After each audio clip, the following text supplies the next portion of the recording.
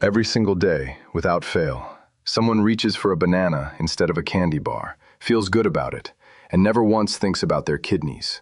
That's not a mistake. That's exactly what we've all been taught to do. And for most people, it's exactly the right instinct. But if your kidneys have quietly started to slow down, and for millions of people over 50, they have, often without a single symptom, that same healthy choice can turn into something your body cannot handle. Not because the food is bad, because the filter behind it is tired. I want you to stay with me all the way to the last item on this list, because it's the one almost nobody sees coming.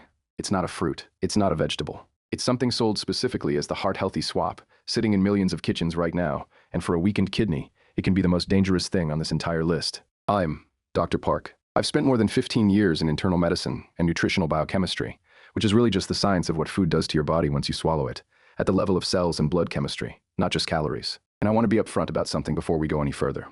I'm not here to sell you a supplement, and I'm not here to scare you into some course. I'm here to give you the research, plainly, and tell you what it actually means for your plate. So let's start with the organ we're talking about, because almost no appointment has time to properly explain this. Your kidneys are two fist-sized organs, and together they filter about 50 gallons of blood every single day. Some of that blood passing through them more than once, over and over, all day and all night. One of the many jobs they do without you ever noticing is managing potassium. Potassium is a mineral your heart, your nerves, and your muscles all depend on to function. It's part of the electrical signal that makes your heart beat in rhythm. When your kidneys are healthy, they're extraordinarily good at this.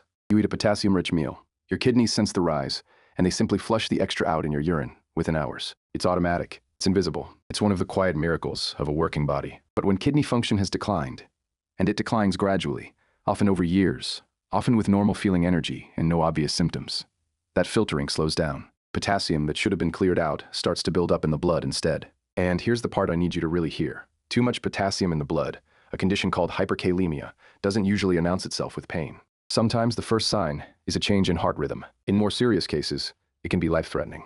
You cannot see it. You cannot feel it building. But it is happening, quietly, meal after meal. So here's the one idea I want you to carry through this entire list, because every single item traces back to it. This isn't about good foods and bad foods. It's about concentration versus capacity. A food isn't dangerous in isolation. It's dangerous when its potassium load outpaces what your particular kidneys, on that particular day, can clear. Healthy kidneys have huge capacity. Weakened kidneys have far less. Same banana. Same orange. Completely different consequence, depending on what's happening inside you. I'll say something else here, because it's part of how I think about food, coming from where I trained. There's an old idea in Korean medicine called yaksikdamwon. Food and medicine share the same root. The philosophy isn't that some foods are magic and others are poison. It's that the same food can nourish or burden you, depending entirely on your own condition and the season of your life. That's not a poetic flourish. That's precisely the biochemistry we're about to walk through. Let's start the list.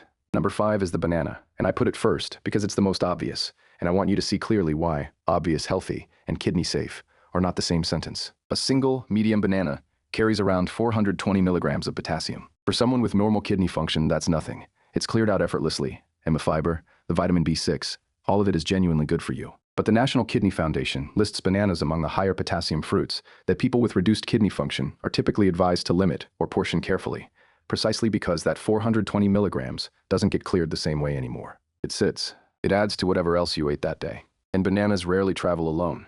They're in the smoothie, on the oatmeal, in the lunchbox, day after day, quietly stacking up. So, what should you do? If you know your kidney function is reduced, and I'll come back to how you actually find that out, don't panic and cut bananas entirely unless your doctor or dietitian has told you your specific limit. Instead, think in half portions and pair with lower potassium fruits like berries or apples on the other days. This is portion math, not banishment. Number 4 is the potato. And this one surprises people because it doesn't taste rich the way a banana does. It tastes like plain comfort food. But potatoes are actually one of the more concentrated potassium sources on an average plate. A medium baked potato, skin included, carries somewhere around 900 to 950 milligrams of potassium, more than double the banana. And it's not just the potato itself. It's how often it shows up. Mashed at dinner, fried at lunch, baked with the family roast on Sunday. For someone managing kidney disease, potatoes are one of the most commonly flagged foods in dietary counseling for exactly this reason. Here's where something genuinely useful comes in, and it's a method, not a restriction. There's a well-documented technique called potassium leaching. Peeling the potato, cutting it into thin slices, and soaking it in a large volume of water for at least a couple of hours, changing the water once, then boiling it in fresh water rather than the soaking water. Research on this method, and it's referenced in kidney dietary guidelines, shows it can meaningfully reduce the potassium content, in some studies cutting a significant portion of it out, though it won't remove all of it. It's not a perfect fix, and it won't make an unlimited potato safe, but it's a real practical lever, and it's strikingly close to a preparation habit you'll find in traditional Korean cooking, where root vegetables are often soaked and parboiled before final cooking, not for potassium specifically, but for texture and to soften bitterness. Different reason. Same physical effect. That's not me calling it safer because it's Korean. I want to be precise about that. The chemistry works the same way no matter whose kitchen it happens in.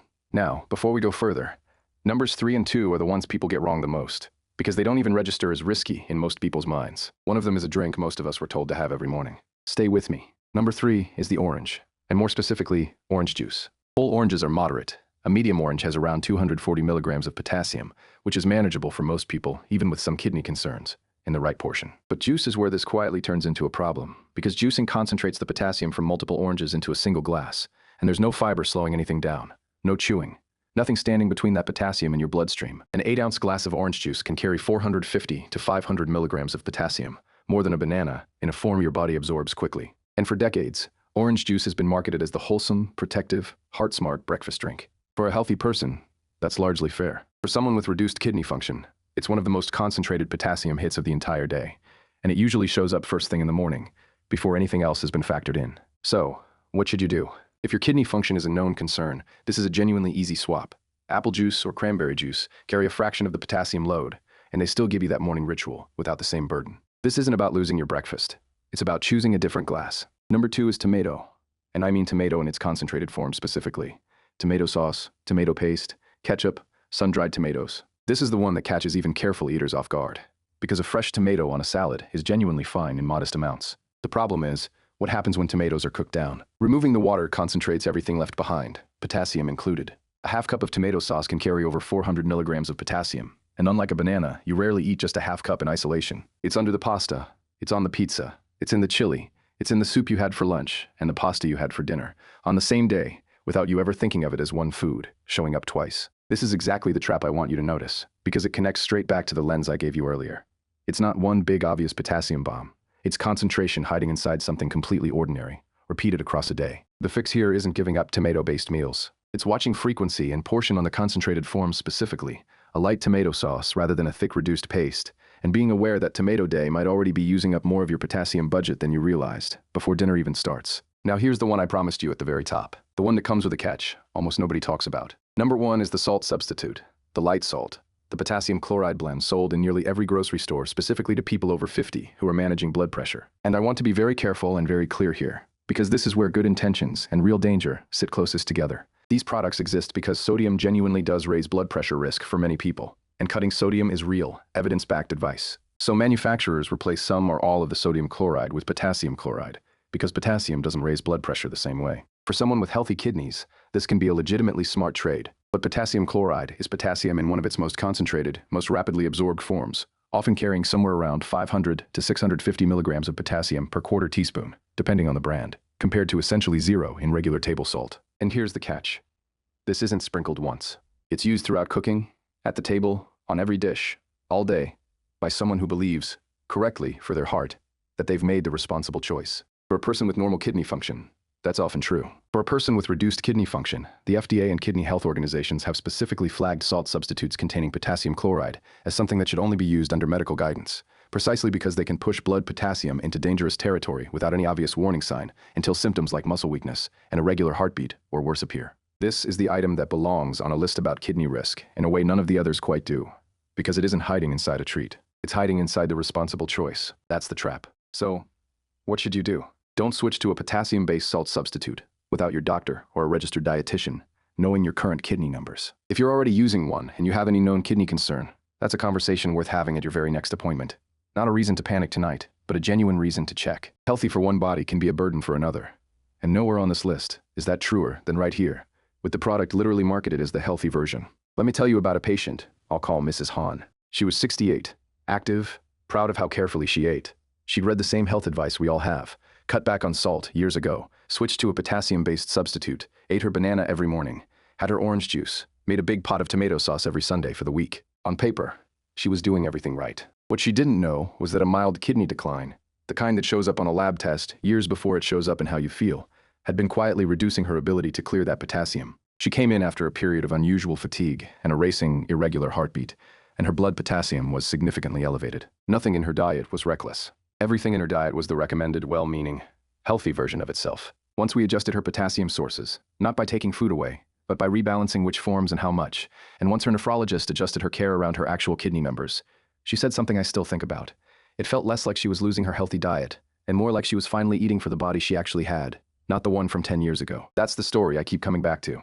Because it's not really about Mrs. Hahn. It's about how many people are eating exactly like she was, right now, without knowing it. Now let me be honest with you about the limits of everything I've just said, because that matters as much as the list itself. Everything here is general education, based on published nutritional and nephrology research. It is not personalized medical advice, and it cannot replace a conversation with your own doctor or a registered dietitian, especially if you have any diagnosed kidney disease, if you're on dialysis, or if you're taking blood thinners, ACE inhibitors, ARBs, or certain diuretics, because several of these medications directly affect how your body handles potassium and change the numbers I've given you tonight. If you've never had a kidney function test, a simple blood test called eGFR, along with a look at your creatinine, that is genuinely one of the most useful numbers you can ask your doctor for at your next visit, because everything on this list depends entirely on knowing where your kidneys actually stand, not guessing. And I want to say this plainly.